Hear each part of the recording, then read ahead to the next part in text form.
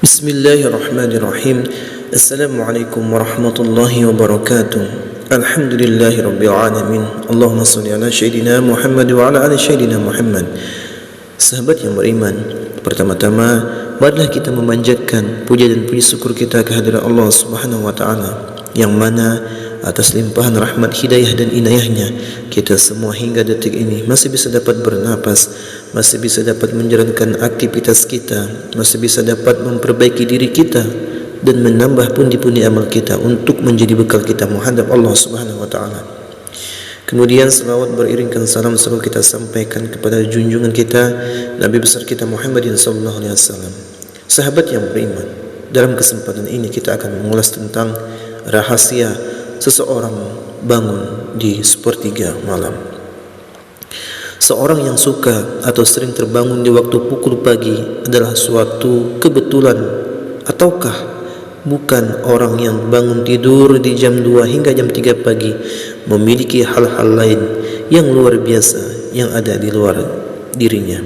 Ternyata orang-orang yang suka bangun pagi jam 2 sampai jam 3 pagi, di mana ternyata mereka bukanlah orang sembarangan, mereka dibangunkan oleh malaikat. Artinya, menurut Islam mereka memiliki suatu keistimewaan. Pernahkah Anda bertanya, mengapa akhir-akhir ini sering terbangun antara jam 2 hingga jam 3 pagi? Tahukah Anda jika hal tersebut sebenarnya mengandung maksud ataupun fenomena spiritual tersembunyi? Di dalam dunia spiritual, jam-jam tersebut dikenal dengan waktu sepertiga malam atau waktu yang sakral, karena pada rentang waktu tersebut energi dari alam semesta sedang berada dalam kondisi puncaknya. Sinyal-sinyal energi alam semesta pada jam-jam tersebut sangat jernih dan tenang, karena minim dengan gangguan yang berasal dari energi, aktivitas dan pikiran manusia. Berikut ini adalah beberapa keistimewaan orang yang suka bangun antara jam 2 hingga jam 3 pagi. Yang pertama, kembali dari perjalanan spiritual. Ketika Anda terjaga di antara waktu tersebut, kemudian mampu mengingat semua peristiwa mimpi yang baru Anda alami, maka Anda baru saja kembali dari perjalanan spiritual. Anda mimpi yang dikategorikan sebagai perjalanan spiritual ini sebaiknya tidak diabaikan begitu saja, karena biasanya banyak membawa maksud ataupun petunjuk dari alam semesta. Pada jam 2 hingga jam 3 pagi adalah juga waktu di mana entitas spiritual yang terhubung dengan Anda mencoba menunjukkan eksistensinya, yaitu salah satunya dengan masuk ke dalam bawah sadar melalui mimpi. Entitas spiritual yang terhubung dengan Anda bisa berupa makhluk halus yang menempel khodam, pendamping ataupun korin dari leluhur Anda. Makhluk-makhluk halus ini juga bisa membawa Anda dalam perjalanan spiritual. Namun ketika mereka gagal untuk menyusup ke dalam alam bawah sadar Anda, maka Anda akan mengalami yang dinamakan dengan tindihan atau sleep paralysis. Gagalnya entitas gaib untuk masuk ke dalam alam bawah sadar Anda dikarenakan pada saat itu tubuh Anda mengeluarkan semacam aura pelindung, sehingga mengakibatkan berbenturan energi yang membuat tubuh menjadi kaku dan tidak bisa bergerak. Tujuan dari makhluk halus masuk ke dalam mimpi selain untuk menunjukkan eksistensi juga menjadi media bagi mereka untuk berkomunikasi, seperti untuk memperingatkan, memberi petunjuk dan lain-lain. Kemudian yang kedua, diangkat derajatnya oleh Tuhan yang Maha Kuasa. Ketika hidup Anda sedang berada di dalam keterpurukan dan Anda mencari jawaban melalui doa serta ibadah, kemudian pada jam hingga jam 3 pagi Anda sering terbangun dengan sendirinya, maka artinya akan segera datang solusi dari penguasa alam, yaitu Allah Subhanahu wa taala. Doa yang sering Anda panjatkan kepada Tuhan pada dasarnya merupakan suatu bentuk energi positif yang dilepaskan ke alam semesta. Ketika energi positif tersebut terkumpul kemudian mendapatkan vibrasi serta waktu yang tepat, maka akan kembali lagi kepada Anda. Gelombang energi positif yang masuk kembali ke dalam inti spiritual terkadang akan sedikit mengacaukan frekuensi gelombang fase tidur, sehingga hal inilah yang membuat anda akan terbangun tanpa sebab antara jam 2 hingga jam 3 pagi. Energi positif yang masuk ke dalam inti spiritual anda akan menjadi suatu bisikan nurani. Bersama dengan saripati alam semesta akan menunjukkan jalan keluar atau solusi dari permasalahan hidup anda.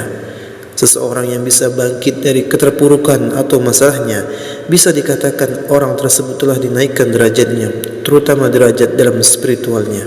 Namun yang jelas, saat rentan waktu jam hingga jam 3 pagi, energi positif yang masuk kembali ke dalam inti spiritual kita, ia akan menjadi suatu bisikan nurani dan bersatu dengan alam semesta. Ia akan menunjukkan jalan keluar atau solusi dari setiap permasalahan hidup kita. Pada akhirnya, kita akan bisa bangkit dari keterpurukan ataupun dari setiap masalah. Hal ini bisa dikategorikan seseorang yang telah dinaikkan derajatnya oleh Allah Subhanahu wa taala, terutama derajatnya dalam masalah spiritual. Yang ketiga, memiliki doa yang mudah terkabulkan. Tentunya hal ini berlaku bagi mereka yang terbangun kemudian melanjutkan dengan sembahyang seperti berdoa, tahajud, meditasi ataupun ritual keagamaan lainnya. Kemudian yang berikutnya, ketika anda menjalin komunikasi atau doa dengan Tuhan pada jam hingga jam 3 pagi, maka sinyal-sinyal doa anda akan dapat terpancar dengan lancar dan jernih tanpa ada banyak gangguan seperti pada siang hari. Untaian doa anda akan menyatu dengan hawa murni alam semesta, atau dengan kata lain cepat diterima dan dikabulkan oleh Allah Subhanahu wa taala. Seseorang yang kerap berterikat pada sepertiga malamnya akan sangat berpeluang untuk menemukan nur ilahi di dalam batinnya, sehingga dia akan menjadi orang yang selalu penuh dengan kedamaian dan ketentraman. Jika sudah mencapai pada kondisi seperti ini, maka tidak hanya doanya saja yang akan mudah dikabulkan, akan tetapi juga kata-kata dan ucapannya seringkali akan jitu dan menjadi kenyataan. Kemudian yang keempat, memiliki malaikat pelindung yang aktif. Pada jam-jam tersebut, batas antara dunia manusia dengan dunia spiritual atau gaib sangatlah tipis sekali, sehingga seringkali dipakai oleh para entitas gaib untuk menyeberang ke dunia manusia. Begitu pula dengan para entitas malaikat pelindung, di mana mereka menggunakan waktu sakral ini untuk mencoba mengadakan suatu komunikasi dengan cara memberikan kode atau pertanda kepada manusia yang dilindunginya. Kode dan pertanda malaikat pelindung pada umumnya menampakkan diri berupa angka-angka kembar tertentu.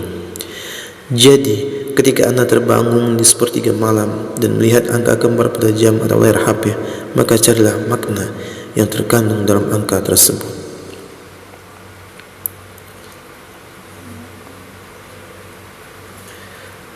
Sehingga bisa jadi makna di balik angka-angka kembar tersebut akan membawa solusi atau jalan keluar pada problematika yang sedang anda hadapi. Juga bisa berupaya penggunaan eksistensi malaikat pelindung, bahwa anda tidaklah sendirian. Para malaikat pelindung ini juga akan membantu manusia yang suka bermeditasi atau lelaku ritual lainnya. Pada jam 2 hingga jam 3 pagi, mereka akan berperang dalam mengolah batin dan mengembangkan kesadaran terhadap alam semesta. Kemudian yang kelima, mengalami kebangkitan spiritual. Leluhur kita mengajarkan bahawa jika ingin mencapai suatu kesaktian, kita tentu ada syaratnya yang harus ditempuh. Syaratnya adalah dengan mengendalikan hawa nafsu. Salah satunya adalah nafsu untuk tidur. Ketika seseorang lebih banyak terjaga dan ditambah dengan pelaku spiritual tertentu, maka hal tersebut akan bisa merangsang titik-titik cakra di dalam tubuh untuk terbuka dan aktif kembali, terutama titik cakra dasar. Cakra dasar adalah cakra yang menjadi pondasi dari cakra-cakra lainnya. Cakra dasar yang terbuka dan aktif akan membuat kita bisa merasakan fenomena yang terjadi di alam semesta, sehingga kita akan lebih peka dan tajam firasatnya. Jika anda lebih banyak terjaga daripada tidur, kewaspadaan anda akan semakin sensitif dan meningkat, sehingga Anda akan tahu jika ada sesuatu hal buruk yang akan terjadi, misalnya ketika ada kiriman santet ataupun guna-guna. Santet atau guna-guna kemungkinan besar akan gagal mengenai targetnya apabila di dalam rumah tersebut masih ada orang-orang yang terjaga. Itulah mengapa leluhur melarang untuk tidur sore-sore. Itulah tadi sahabat, mudah-mudahan bermanfaat. Mudah-mudahan kita semua selalu dapat lindungan dari Allah Subhanahu wa taala. Mudah-mudahan kita dimudahkan untuk bangun di sepertiga malam untuk melaksanakan salat seperti salat tahajud dan salat-salat lainnya. Mudah-mudahan kita semua diangkat derajatnya oleh Allah Subhanahu wa taala. Amin amin ya rabbal alamin. Saya akhiri,